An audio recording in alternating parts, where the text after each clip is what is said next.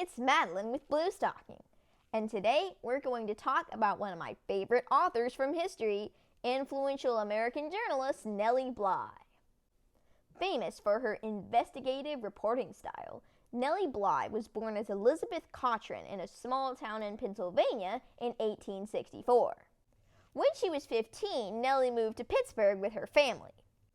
She'd always wanted to become a writer, but her lack of higher education had made it difficult for her to get a writing-related job.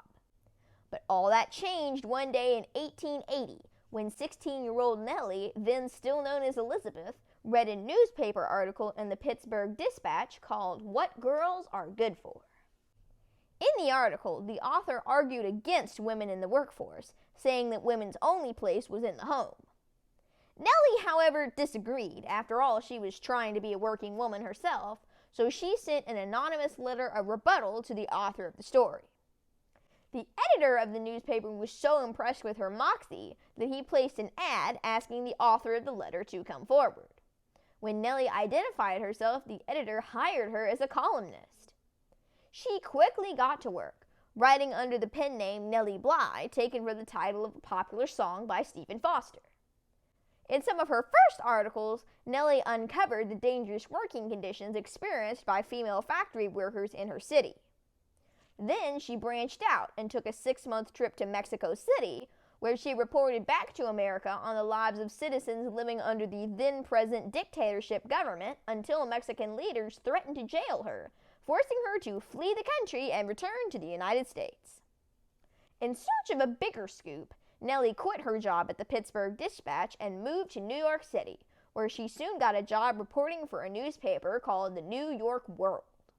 When her new editor asked her to investigate living conditions at the insane asylum on Blackwell Island, New York, Nellie accepted the challenge, then upped the ante.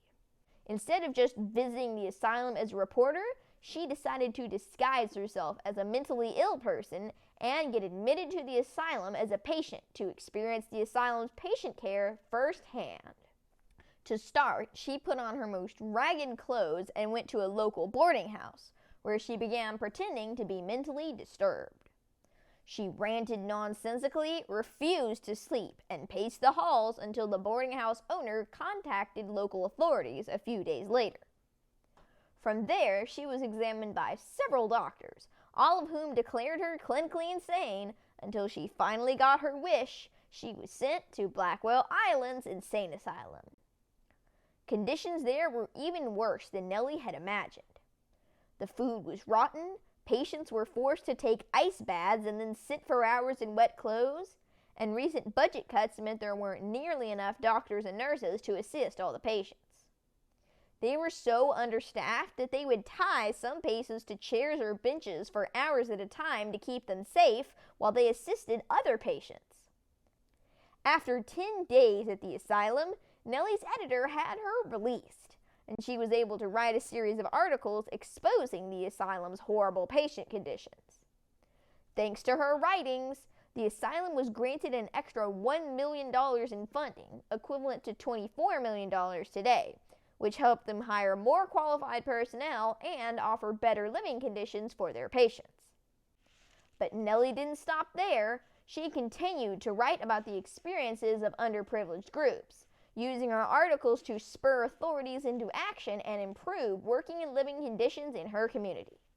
Her career reached a new height in 1889 when she read Jules Verne's Around the World in 80 Days and had a new idea.